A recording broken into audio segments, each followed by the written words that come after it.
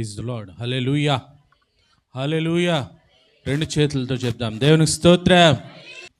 ఆయన సన్నిధానంలో, ఆయన ప్రసన్నత మధ్యన, ఆయన అభిషేకంతో నింపబడి ఆత్మ బలము చేత, ఆత్మశక్తి చేత నింపబడడానికి దేవుడు చూపిన గొప్ప కృపను బట్టి దేవునికి వందనాలు చెల్లిస్తూ చేరువచ్చిన మీ అందరికి కూడా ప్రభు పేరిట వందనాలు తెలియజేస్తూ ఉన్నాను. యోహాను సువార్త 21 అధ్యాయము మొదటి నుంచి మనం త్వరగా చూచుకుని అంటూ వెళ్దాం. మొదటి వచనం కానీ చూస్తే, అటు తర్వాత యేసు తిబెరియా సముద్ర తీరమున శిష్యులకు మరలా తను ప్రత్యక్షపరుచుకొనెను. ఆయన తన ప్రత్యక్షపరుచుకున్న విధానము ఏదనగా, యేసే 2 సార్లు ప్రత్యక్షమయ్యాడు, అయిపోయిన తర్వాత పేతురుకు ఒక ఆలోచన వచ్చిందంట. ఈయన తిరిగి లేచాడు, బాగానే ఉంది. అంతకుముందు 33.5 సంవత్సరాల జీవిత కాలంలో 3.5 సంవత్సరాలు ఆయన పిలిచినప్పుడు, ఆయన వెంబట వెళ్ళినప్పుడు మనకు తినడానికి లోటు లేదు, మనకు ఉండడానికి లోటు లేదు, మనం ఎక్కడికి వెళ్ళినా మనకు ఒక గౌరవం ఉంది, అన్నీ బాగానే ఉన్నాయి. ఈయన చనిపోయాడు, చనిపోయిన కానించి మన పరిస్థితి ఏంటంటే మనకు తినడానికి కూడా లేని పరిస్థితులు ఉన్నామని అనుకున్నారేమో. పేతురుకు ఒక ఆలోచన వచ్చింది. అతడి ఆలోచన ఎలాగుందంటే చూడండి, 2వ వచనంలో, సీమోను పేతురును, దిదుమ అనబడిన తోమయ్యు, గలిలోని కానాను ఊరు వడగు నతానియేలును, జబదయి కుమారును, ఆయన శిష్యులలో మరి 2 కూడి ఉండిరి. వీళ్ళు ఎక్కడున్నారంటే తిబెరియా సముద్రం దగ్గర ఉన్నారు. తిబెరియా సముద్రానికి మరొక పేరు గలిలయ సముద్రం. అంటే అంతకుముందు యేసుక్రీస్తు ప్రభు పునరుద్ధానుడైనప్పుడు మొట్టమొదటిగా చూసినటువంటి స్త్రీలతో చెప్తాడు, ఇదిగో నేను మీకంటే ముందుగా గలిలయకు వెళుతూ ఉన్నాను, ఎందుకంటే అక్కడ నా శిష్యులు ఉంటూ ఉన్నారు, వారికి అగుపరుచుకోవడానికి వెళుతున్నానని ప్రభు గలిలయ గురించి అనేక సందర్భాల్లో మాట్లాడుతూ ఉంటాడు. వీరు అంత ముందున్నది గదిలో భయంతో వణుకుతూ ఉన్నారు. ఆ 2 సార్లు ప్రత్యక్ష తర్వాత వీరు ఎక్కడికి వచ్చారంటే తిబెరియా అనగా గలిలయ సముద్ర తీరానికి వచ్చారు. వచ్చిన వాళ్ళు ఎవరున్నారంటే, మొట్టమొదటి వాడు పేతురు ఉన్నాడు. అంటే మొత్తం ఎంతమంది ఉన్నారంటే 7 శిష్యులు ఉన్నారు అక్కడ. దేవుని స్తోత్రం, హల్లెలూయా.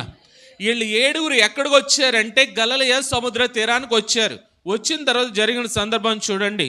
సీమోను పేతురు అంటున్నాడు, నేను చేపలు పట్టబోదునని వారితో అనగా, వారు మేమును నీతో కూడా వచ్చేదమని వారు వెళ్ళి దోణి ఎక్కిరి గాని ఆ రాత్రి ఏమీయో పట్టలేదు. దేవునికి స్తోత్రం. ఇప్పుడు 3.5 సంవత్సరాలు యేసయ్యను వెంబడించారు కదా, 3.5 సంవత్సరాలు యేసయ్య చేస్తున్న పరిచయం చూచారు కదా. 3.5 సంవత్సరాల పరిచర్య కాలంలో కూడా యేసయ్య ఏం చేశాడంటే ఇద్దరిద్దరిని పంపించాడు. ఇద్దరిద్దరిని పంపించి మీరు కూడా వెళ్ళి దేవుని రాజ్యాన్ని కట్టండి, దేవుని సువార్తను ప్రకటించండి అని ఇద్దరిద్దరిని పంపించాడు. అంటే ఈ 3.5 సంవత్సరాలు యేసయ్య చేసిన పనేంటి? వీళ్ళని శిష్యులనిగా తయారు చేశాడు. 3.5 సంవత్సరాలు యేసయ్య చేసిన పని ఏంటంటే, ఆయన అంటాడు కదా, నాకంటే ఎక్కువ అద్భుత కార్యాలు మీరు చేస్తారు అని అన్నాడు. అంటే ఈ 3.5 సంవత్సరాలు ఇక్కడ ఉన్నటువంటి 11 మంది శిష్యులకి ఏమయ్యారంటే తర్ఫీదు పొందారు. అంటే యేసయ్య గురించి తెలుసుకున్నారు, యేసయ్య చేసిన అద్భుతాలు చూచారు, యేసయ్య ఎలాగ చనిపోయాడో చూచారు, యేసయ్య చనిపోయిన తర్వాత ఎలా తిరిగి లేస్తానని చెప్పాడో చూచారు, యేసయ్య వచ్చిన ప్రణాళిక ఏంటో తెలుసుకున్నారు, దేవుని యొక్క ప్రణాళిక ఏంటో తెలుసుకున్నారు. ఈ సర్వలోకానికి రక్షణ అనుగ్రహించడానికి దేవుని కుమారుడు మానవుడిగా వచ్చాడు. ఒక సందర్భంలో అడుగుతాడు యేసయ్య, నేను ఎవరని అనుకుంటున్నారనంటే, పేతురు అంటాడు, నువ్వు సజీవుడైన దేవుని కుమారుడు అనుకుంటున్నారు ప్రభువా అని అంటాడు. అంటే యేసయ్య ఎవరో పేతురుకు తెలుసు, యేసయ్య ఎవరో పేతురు గ్రహించుకున్నాడు. అటువంటి పేతురు చనిపోయిన తర్వాత 2 సార్లు యేసయ్య ప్రత్యక్షతలు చూచాడు. ఆయన సజీవుడిగా తిరిగి లేచాడని ఆయన కళ్ళారా చూచాడు. కానీ ఆయన చేస్తున్న పని ఏంటంటే గలిలయ సముద్రం దగ్గరికి వచ్చాడు. వచ్చి వారితో పాటు ఉన్నటువంటి మిగిలిన 6 అన్నాడంటే, ఇదిగో 3.5 సంవత్సరాలు మనకి ఏ కొదో లేదు కదా, 3.5 సంవత్సరాలు హాయిగా గడిపేశాం కదా, ఇదిగో ఇప్పుడైతే నాకు వృత్తి ఉంది కదా, అంతకుముందు ఏ వృత్తి అది? చేపలు పట్టడం. మరలా నేను చేపలు పట్టుకోవడానికి వెళ్తున్నాను అనగానే ఏళ్ళు అంటున్నారంట, మేము కూడా నీతో పాటు వచ్చేస్తాం. ఆలోచన చేయండి, 3.5 సంవత్సరాలు యేసయ్యతో వీరు నడిచిన నడకకి, 3.5 సంవత్సరాలు వీరు నేర్చుకున్నటువంటి ఆ సువార్తకి, 3.5 సంవత్సరాలు యేసయ్య చెప్పిన మాటలు విని దాని ప్రకారం జీవించవలసినటువంటి వాటికి ఏమైనా విలువ ఉందంటారా? ఏమైనా విలువ ఉందంటారా? యేసయ్య అనేక సందర్భాల్లో అన్నాడు, మీరు వెళ్ళి అద్భుతాలు చేయండి, మీరు వెళ్ళి ఆశ్చర్యకార్యాలు చేయండి, మీరు వెళ్ళి సువార్తను ప్రకటించండి. ఇవన్నీ నేర్పిస్తే వీళ్ళు ఏమంటున్నారంటే, ఈ ఏమొద్దు, మరలా మా బతుకు ఏమవుతుంది వెనక్కే, ఆ బతుకుని మేము బ్రతుకుతాం, ఆ బ్రతుకుని మేము బ్రతుకుతాం, మాకు ఈ పని ఏమొద్దు, మాకు దేవునితో పని లేదు, దేవుని సువార్తతో పని లేదు, ఈ లోకానికి రక్షణ ఇవ్వడానికి వచ్చిన ప్రభువును ప్రకటించడంలో మాకు పని లేదు, మా లైఫ్ ఏదో మేము సంపాదించుకొని మేము హ్యాపీగా బ్రతికేస్తాం. ఈరోజు క్రైస్తవ విశ్వాసులందరూ కూడా ఇలాగే ఉన్నారు. ప్రతి ఆదివారం చర్చికి వెళ్తున్నాం, ప్రతి శుక్రవారం చర్చికి వెళ్తున్నాం, ఎక్కడ కూడికలంటే అక్కడికి వెళుతున్నాం, ప్రతిరోజు మొబైల్లోనో టీవీల్లోనో విస్తారంగా సువార్త ప్రకటించబడుతుంది, దేవుని వాక్యము ప్రకటించబడుతుంది.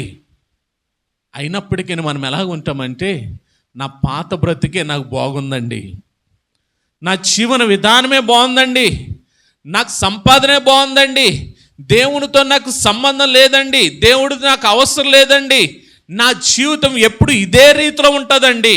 మనము కూడా వారిలాగే మనం ఏం చేస్తున్నామంటే దేవుని మీద ఆధారపడలేకపోతున్నాం. ఈ భాగంలో 3 భాగాలు కనిపించాయి నాకు. యేసయ్య మన జీవితంలో లేకపోతే మన జీవితంలో ఎటువంటి ఓటమును చూస్తాం, యేసయ్య మన జీవితంలో ఉంటే ఎటువంటి విజయాన్ని చూస్తాం, యేసయ్య మనతో ఉంటే ఎటువంటి ఆశీర్వాదాలు చూస్తాం. ఈ భాగంలో నాకు కనిపించిన 3 భాగాలు ఇవి. మొదటి 3 వచనాలు, యేసయ్య వీరితో లేనప్పుడు వీరు ఎటువంటి అపజయాన్ని పొందుకున్నారు, యేసయ్య వీరితో లేనప్పుడు వీరి శక్తి మీద ఆధారపడుతున్నారు, యేసయ్య వీరి దగ్గర లేనప్పుడు వీళ్ళ కష్టం మీద ఆధారపడుతున్నారు, తమ బ్రతుకు మీద ఆధారపడుతున్నారు, తమ జీవన విధానం మీద ఆధారపడుతున్నారు. అందుకనే పేతురుతో అన్నారంట, మేము నీతో పాటు వచ్చేస్తాం. యేసయ్యని వెంబడించారు, యేసయ్యని ఆరాధించేవారే, యేసయ్య బోధలు విన్నవారే, యేసయ్యని అనుసరించిన వారే, యేసయ్య బోధల ద్వారా ప్రేరేపించబడిన వారే. కానీ వీరి జీవితంలో యేసయ్యకి స్థానం ఇవ్వలా, దేవుని చిత్తానికి స్థానం ఇవ్వలే, దేవుని యొక్క ప్రణాళికలకు స్థానం ఇవ్వలే. వీరి ఎడల దేవుని చిత్తమేమో వీరిని ప్రపంచాన్ని మార్చేటువంటి గొప్ప శిష్యులుగా తయారు చేసుకోవాలని, దేవుని రాజ్యాన్ని కట్టడంలో తలక్రిందులు చేసేటువంటి హతసాక్షులు అవ్వాలని వీరి ఎడల దేవుని ప్రణాళిక అయితే, వీళ్ళు అనుకుంటున్నారో దేవుడు లేడు కదా, ఆయన వెళ్ళిపోయాడు కదా, ఆయన చనిపోయాడు తిరిగి లేచాడు కానీ మనం పోషించడానికే లేదు, కాబట్టి మనం ఏం చేద్దాం, మనకు ఒక వృత్తి ఉంది కదా, ఆ వృత్తి మనం చేసుకుని హ్యాపీగా బ్రతికేద్దాం అనుకుంటున్నారు. 7 వెళ్ళారు, రాత్రంతా కష్టపడ్డారు, రాత్రంతా సముద్రంలోనే ఉన్నారు, వేటాడుతూ ఉన్నారు, వలలు వేస్తూ ఉన్నారు. పోనీ అనుభవం లేదా? అందరూ అనుభవజ్ఞులే. పేతురు మంచి చేపలు పట్టడంలో ఎక్స్పర్ట్, జబదయి కుమారులైనటువంటి యాకోబు యోహాన్లు చేపలు పట్టడంలో ఎక్స్పర్ట్, వీళ్ళందరూ అనుభవం కలిగిన వాళ్ళే ఉన్నారు. కానీ వాళ్ళు వలలు వేస్తుంటే ఒక్క చేప కూడా పడటం లేదంట. రాత్రంతా ప్రయాసపడ్డారు, నిద్ర లేదు, సముద్రంలో ఉన్నారు, చేపలు పడుతూ ఉన్నారు, ఒక్క చేప పడడం లేదు. దేవుని చిత్తానికి, దేవుని ఉద్దేశాలకి, దేవుని ప్రణాళికలకి, దేవునికే స్థానం లేకపోతే మన జీవితంలో వాటమే తప్పితే విజయాల్ని మనం చూడలేం. చాలామంది అనుకుంటాం, దేవునితో సంబంధం ఏముందండి, నాకు శక్తి ఉంది, నాకు బలం ఉంది, నాకు ఆరోగ్యం ఉంది, నేను ఏదైనా చేసేయగలను, నాకు అన్నిటిలో అనుభవం ఉంది అని మనం అతి విశ్వాసాన్ని చూపిస్తూ ఉంటాం కొన్నిసార్లు. కానీ దేవుని ప్రణాళిక లేకుండా, దేవుని చిత్తము లేకుండా, దేవుని అనుమతి లేకుండా మనము ఏది చేసినా అందులో ఖచ్చితంగా మనం ఏం చూస్తామంటే ఓటమినే చూస్తాం. సూర్యోదయం అవుతుంది, రాత్రంతా ప్రయాసపడ్డారు, రాత్రంతా కష్టపడ్డారు, రాత్రంతా వలవేస్తూనే ఉన్నారు, రాత్రంతా కూడా పేతురు, యాకోబు, యోహాన్లు అనుభవంతో ఏ ప్రాంతంలో చేపలు ఎలా ఎక్కువ ఉంటాయి, ఏ ప్రాంతంలో చేపలను ఎలా పట్టాలి అనుభవంతో పడుతూ ఉన్నారు. ఒక్క చేప పడలే, ఒక్క చేప కూడా పడలే. సూర్యోదయం అవుతున్న సరికి ప్రభు ఎక్కడున్నాడంటే గట్టు మీద ఉన్నాడంట, ధరణి ఉన్నాడంట. ధరణి అంటే వీళ్ళు ఏం చేస్తున్నారంటే రాత్రంతా ప్రయాసపడ్డారో, రాత్రంతా కష్టపడ్డారో, వాళ్ళు అనుకుంటున్నారు, అరే 3.5 సంవత్సరాల తర్వాత చేపలు పట్టడం విడిచిపెట్టేసిన తర్వాత మొదటిసారి వెళ్ళామే మనము, ఈ మొదటిసారి నిరుత్సాహం ఎదురైంది ఏంట్రా అని నిరుత్సాహంతో వస్తున్నారంట వెనక్కి. మనం కూడా చూడండి, ఎంతో ఆశతో వెళ్ళామండి, కానీ నా జీవితంలో అది జరగడం లేదండి. ఎంతో ప్రయత్నం చేస్తున్నామండి, మా జీవితంలో అది జరగడం లేదు. అది దేవుని చిత్తమా కాదా? అది దేవుని చిత్తమా కాదా? ఇక్కడ రాత్రి అంతా ప్రయాసపడ్డారు, అంతకుముందున్న అనుభవం పనికిరాలే. రాత్రి అంతా కష్టపడ్డారు, అనుభవం పనికిరాలే. నిరుత్సాహంతో వెనక్కి వస్తున్నారు. వెనక్కి వస్తుంటే దరిన ప్రభు నిల్చుని ఉన్నాడంట. వీళ్ళు అనుకుంటున్నారు ఆయన ఎవరో అనుకుంటున్నారు, ఆయన గుర్తుపట్టలేని స్థితిలో ఉన్నారు వీళ్ళు. అంటే 3.5 సంవత్సరాలు యేసుని వెంబడించారు, కానీ 3.5 సంవత్సరాలు తర్వాత ఆయన చనిపోయిన తర్వాత 2 సార్లు వీరికి కనపడిన ఆ గట్టునున్న వ్యక్తి ఎవరో వీళ్ళు గుర్తుపట్టలేని స్థితిలో ఉన్నారంటే, వీళ్ళు ఎలాగున్నారంటే వీరి మనోనేత్రాలకు గ్రుడ్డితనం కలిగి ఉన్నారు వీళ్ళు. నేడు మనము కూడా అదే స్థితిలో ఉన్నాం. విశ్వాసులమని చెప్పుకుంటున్నాం, మేము క్రైస్తవులమని చెప్పుకుంటున్నాం, మేము భక్తులమని చెప్పుకుంటున్నాం, క్రీస్తుని ఎల్లప్పుడూ కూడా మేము ఆరాధించేవారమని చెప్పుకుంటున్నాం, కానీ మన జీవితం దేవునికి మహిమకరముగా ఉండడం లేదు. ఇక్కడ శిష్యులు 3.5 సంవత్సరాలు వెంబడించారు. యేసయ్య చనిపోయిన తర్వాత కూడా 2 సార్లు ఆ ప్రత్యక్షతను, ఆయన యొక్క స్వరూపాన్ని చూచారు. అయినప్పటికీ నా దరిని ఉన్నవారు, దూరం రాస్తాడు చూడండి కింద, దరి ఇంచుమించు 200 మూరల దూరం ఉన్నందున తక్కిన శిష్యులను చేపలు గల వల లాగుచు ఆ చిన్న దోణిలో వస్తున్నారు, గట్టుకు వస్తున్నారు, దరికి వస్తున్నారు. 200 మూరల దూరంలో ఉన్నారు. ప్రభు దరినున్నాడు. ప్రభు దరి నుండి మాట్లాడుతున్నాడు. చూడండి 4వ వచనంలో, సూర్యోదయమవుచుండగా యేసు దరిని నిలిచాను. అయితే ఆయన యేసు అని వారు గుర్తుపట్టలేదు. యేసు అంటున్నాడు, పిల్లలారా, భోజనమునకు మీ వద్ద ఏమైనా ఉన్నదాని వారిని అడుగగా. చూడండి, వాళ్ళు ఎలాగున్నారు? సంతోషంతో ఉన్నారా? బాధతో ఉన్నారా? బాధతో ఉన్నారు, వేదనతో ఉన్నారు, నిరుత్సాహంతో ఉన్నారు. ఇక్కడ 200 మూరలు అంటే 100 గజాల దూరంలో ఉన్నటువంటి ప్రభు అంటాడంట, పిల్లలారా, మీ దగ్గర తినడానికి ఏమైనా ఉన్నదా అంటే, ఈ మాట వినబడుతుందంటే ఎంత సమీపంలో ఉండి ఉంటారో. పిల్లలారా, మీ వద్ద తినడానికి ఏమైనా ఉన్నదా? హల్లెలూయా. వీళ్ళు వెళ్ళింది దేనికి? ఎందుకు? ఆ చేపలు తెచ్చుకొని కాల్చుకొని తినడానికో, ఆ చేపలు తెచ్చుకొని అమ్ముకొని వచ్చిన డబ్బులతో తినడానికో? వీళ్ళ ఆశ అంతా దేని మీద ఉంది? కడుపు ఎలా నింపుకోవాలనే దాని మీద ఉంది. హల్లెలూయా. వీళ్ళ ఆశ తినడానికి ఎలా సంపాదించుకోవాలి, వీళ్ళ ఆశ బ్రతకడానికి ఎలా సంపాదించుకోవాలి, వీరి ఆశ అంతా కూడా మన భవిష్యత్తు ఏంటి. ఒకవేళ మనం అలాగుంటే, క్రీస్తు లేకుండా మనం అటువంటి ఆశలు కలిగి ఉంటే, ఈరోజు మన జీవితానికి ఉదాహరణే ఈ 7 శిష్యులు. క్రీస్తు లేడు, క్రీస్తు లేని ప్రయత్నాలు, దేవుని చిత్తం కాని ప్రయత్నాలు, విశ్వాసం లేని ప్రయత్నాలు, దేవుని ప్రణాళికలు లేని ప్రయత్నాలు, దేవుని నమ్ముకుంటున్నాం కానీ దేవునికి అప్పగించాం, దేవుని నమ్ముకుంటున్నాం కానీ దేవునికి స్థానమే ఇవ్వం. ఎక్కడి వరకు స్థానం అంటే, మన జీవితంలో ఆశీర్వాదాలు కావాలి. ఎలాగంటే, నేను వెళ్ళిపోయి ఇక్కడల్లా ఆశీర్వాదం వచ్చేయాలి. అది నీ చిత్తమని, నీ చిత్తం కాకపోని. ఇది కూడా దేవుని చిత్తానికి వ్యతిరేకమైనదే. దేవుడేమో వీరిని ఒక ఉన్నతమైన ఆలోచనలో చూడాలనుకుంటే, వీరేమో దేవునికి వ్యతిరేకమైన ఆలోచనలతో వీరు ముందుకు సాగుతున్నారు. సముద్ర గొట్టుకి దగ్గరలో ఉన్నారు, యేసయ్య మాట వినపడేంత దగ్గరలో ఉన్నారు, నిరుత్సాహంతో తిరిగి వస్తున్నారు. అటువంటి ఆయన అడిగాడు, తినడానికి ఏముందంటే, మా దగ్గర ఏం లేదయా అన్నారు. అప్పుడు ఆయన అంటున్నాడు, మీ వలలు కుడి పక్కన ఏండయా అన్నాడు. మీ వలలో కుడి ప్రక్కనే ఎండయా అన్నాడు. ఏమంటే, సముద్ర గట్టి దరిగా ఉన్నప్పుడు చేపలు పడతాయా, లోతుల్లో చేపలు పడతాయా? మరి వీళ్ళు ఏమనాలి? మళ్ళీ వెనక్కి వెళ్ళమంటావా? మేము ఎక్కడ వెళ్ళగలమయ్యా? రాత్రి అంతా ప్రయాసపడ్డాం, రాత్రి అంతా నిద్ర లేదు, రాత్రి అంతా శ్రమ పడ్డాం, మమ్మల్ని ఇప్పుడు వెళ్ళి మళ్ళీ ఎక్కడ ఏమంటావు అన్నారు. వీళ్ళు అన్నారా?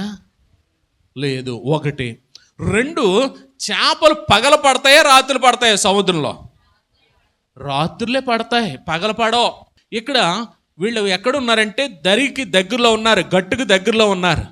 ప్రభు అంటున్నాడు, మీ వలలు కుడివైపున వెయ్యండి అని అంటున్నారు. వీళ్ళు ఏమనాలి? ఇప్పుడు అంత లోతుకి వెళ్ళి మేము ఎక్కడ వేయగలమయ్యా, పగలు ఎక్కడ పడతాయా అనాలేళ్ళో, అనాలా లేదా? ఇప్పుడు గట్టున ఉన్నారు, గట్టును చేపలు పడవన్న విషయం వాళ్ళకి తెలుసు కదా అమ్మా, అందున పగల పడవని వారికి తెలుసు కదా. వీళ్ళు ఏమనాలి ఇప్పుడు? నీకు తెలుసా, మాకు తెలుసా?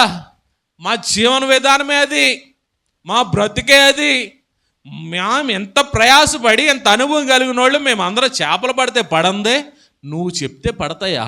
ఇప్పుడు ఎవరు వచ్చారు ఇక్కడ? యేసయ్య వచ్చాడు ఈ దోనిలోకి. దేవుని స్తోత్రం, హల్లెలూయా. ఆ దోని ఏంటో తెలుసా? ఈ రోజున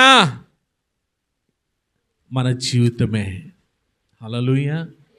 మన జీవితంలో యేసయ్య లేకపోతే, మన జీవితంలో యేసయ్యకి స్థానము లేకపోతే, మన జీవితంలో యేసయ్య చిత్తానికి అవకాశం లేకపోతే, మన జీవితంలో యేసయ్య ప్రణాళికలకి అనుమతి లేకపోతే, మనం ఎంత ఖర్చు పెట్టినా, ఎంత శ్రమ పడినా, ఎంత రక్తాన్ని కార్చినా అది వృధానే. యేసయ్యకి స్థానం ఇస్తే, యేసయ్యకి అవకాశం ఇస్తే, యేసయ్యని మన జీవితానికి పరిపాలకుడిగా మనం నిలబెట్టుకుంటే ఆశీర్వాదాలు ఎలాగుంటాయి. హల్లెలూయా.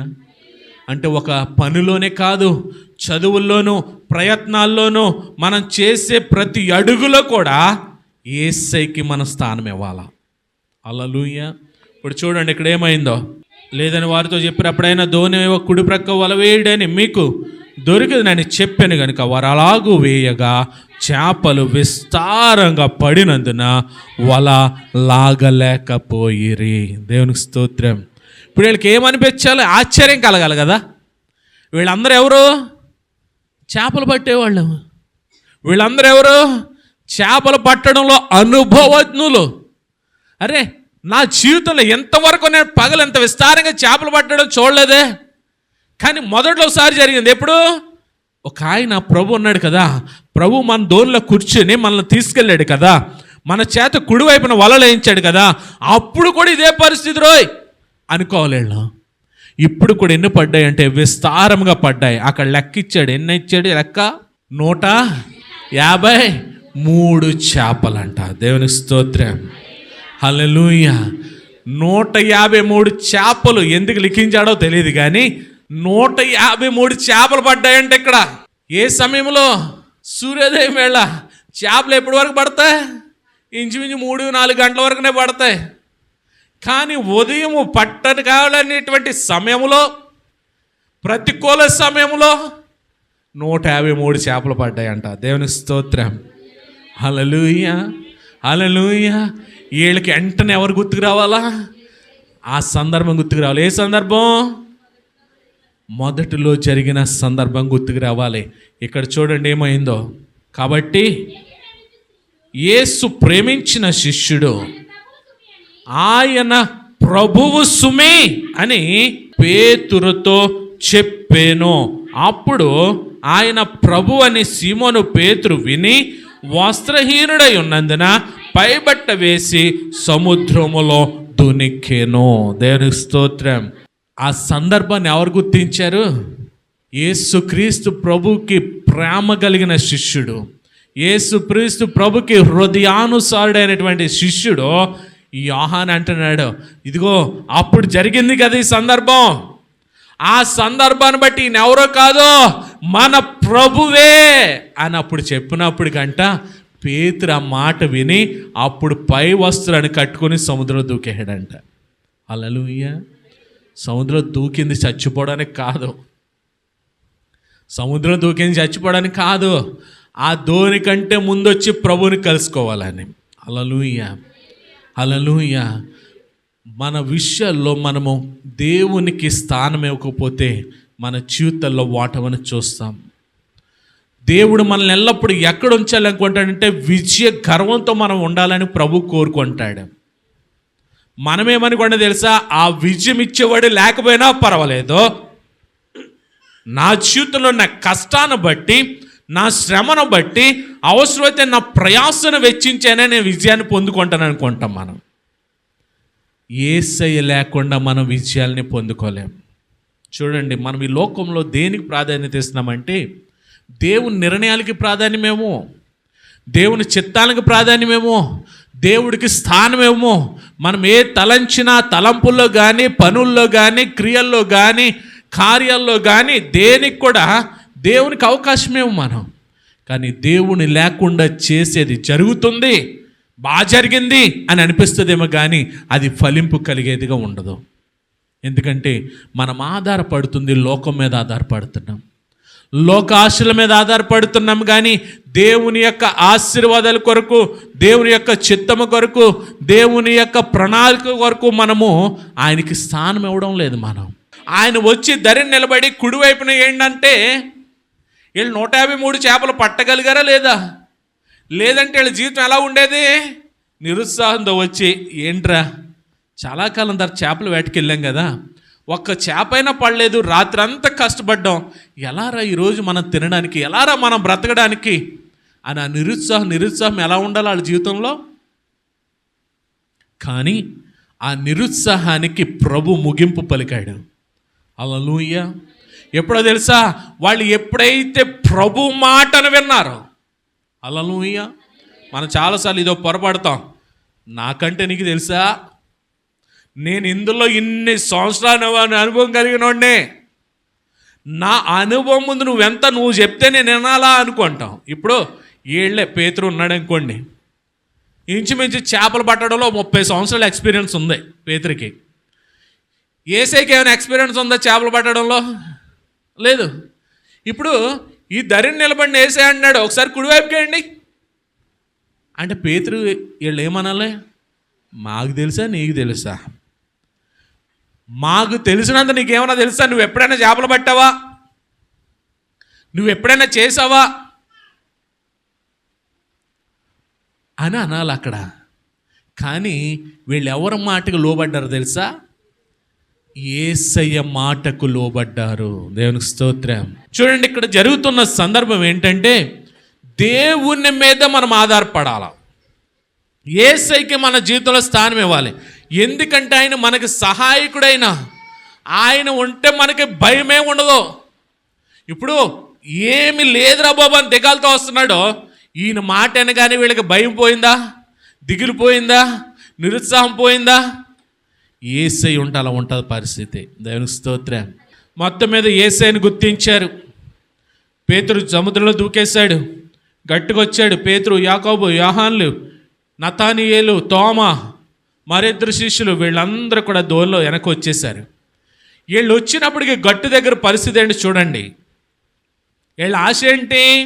చేపలు పట్టుకోవాలి, చేపలు తెచ్చి కాల్చుకుని తినాలి, లేదా చేపలు అమ్ముకొని పిండి తెచ్చుకుని రొట్టెలు చేసుకోవాలా, కొన్ని చేపలనే కాల్చుకోవాలి. కానంట వీళ్ళు వచ్చేసరికి ఎలా ఉందో తెలుసా పరిస్థితి? చూడండి, వీళ్ళు గట్టు మీదకి వచ్చేసరికి ఏమున్నాయి అక్కడ నిప్పులను, వాటి మీద ఉంచబడిన చేపలను, రొట్టెలను కనపడేను. దేవునికి స్తోత్రం. వీళ్ళు దేనికోసం వెళ్ళారు? వేటకే, కడుపు నింపుకోవడం కోసం. దేనికోసం వెళ్ళారు? కడుపు పోషించుకోవడం కోసం.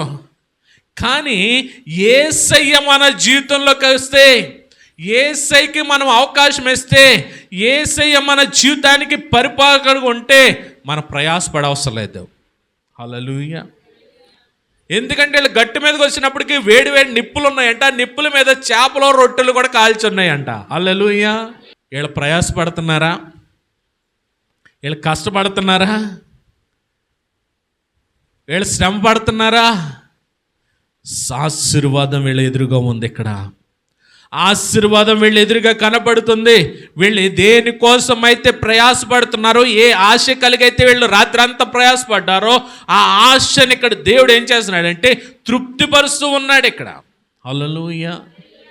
యేసయ్య మనతో ఉంటే విజయమే కాదు, యేసయ్య మనతో ఉంటే కనుక ప్రతి ఆశీర్వాదము, ప్రతి సమృద్ధి కూడా మనం నింపబడతాం.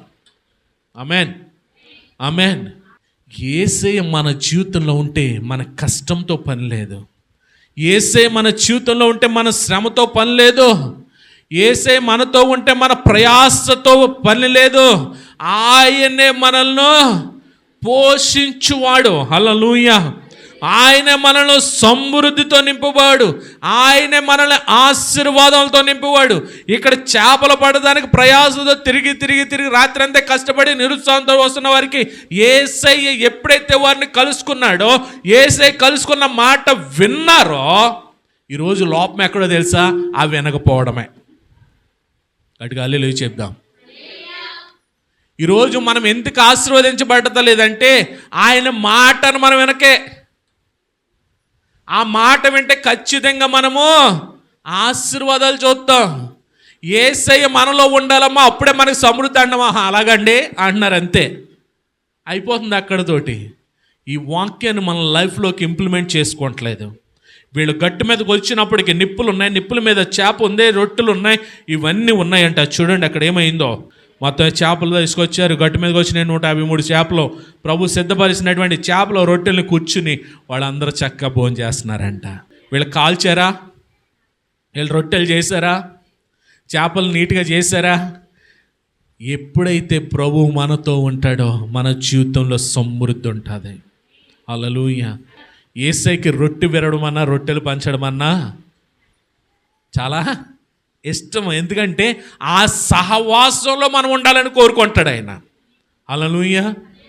మనం తీసుకుంటాం కదా ప్రతి నెల రొట్టె విరిచి ఆయన రక్తాన్ని, ఆయన శరీరాన్ని మనం తీసుకుంటాం కదా.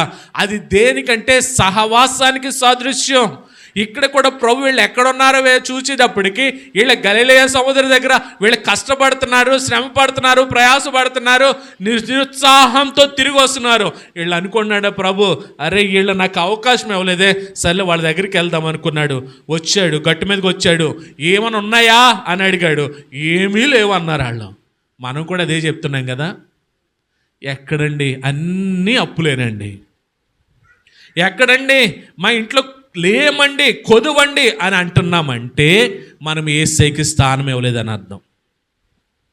ఇంకా అవసరతలో ఉన్నామంటే మనం యేసయ్యకి స్థానం ఇవ్వలేదు. ఎందుకంటే ఆయన మన జీవితంలో ఉంటే, ఆయన మన ఇంటిలో ఉంటే, మన ఫ్యామిలీలో ఉంటే, ఆయన మనతో ఉంటే, ఆయనకి మనం ప్రథమ స్థానం ఎత్తే ఆశీర్వాదాలు ఎలాగ ఉంటాయి. హల్లెలూయా. ఎందుకంటే ఆయనే మనల్ని పోషించేవాడు. ఆయన మనం ఎలాగ ఉండాలనుకుంటున్నాడంటే ఆయన పోరాడి ఆయన విజయాన్ని పొంది ఆ విజయాన్ని మనకు ఆపాదించాడంట. ఇప్పుడు మనం ఎలాగ ఉండాలనుకుంటున్నాడంటే విజయ వీరులుగా ఉండాలనుకుంటున్నాడంట ఆయన. హల్లెలూయా.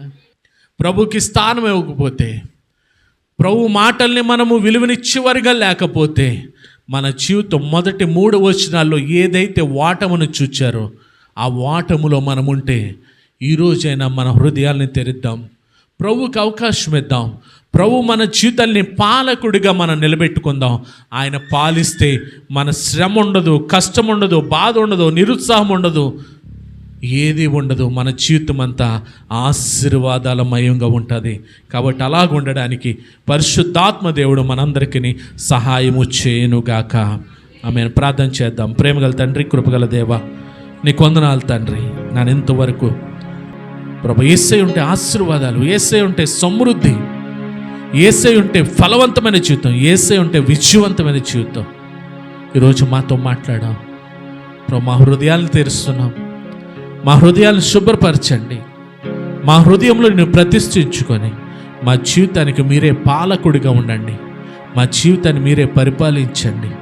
నీ చిత్త ప్రకారం, నీ ఆలోచన ప్రకారం నాన్న మేము జీవించగలిగే అట్టి ధన్యత, అట్టి కృప మా అందరిపై నుంచి మహిమను పొందుకోమని యేసు నామములో ప్రార్థిస్తున్నాం తండ్రి. ఆమేన్.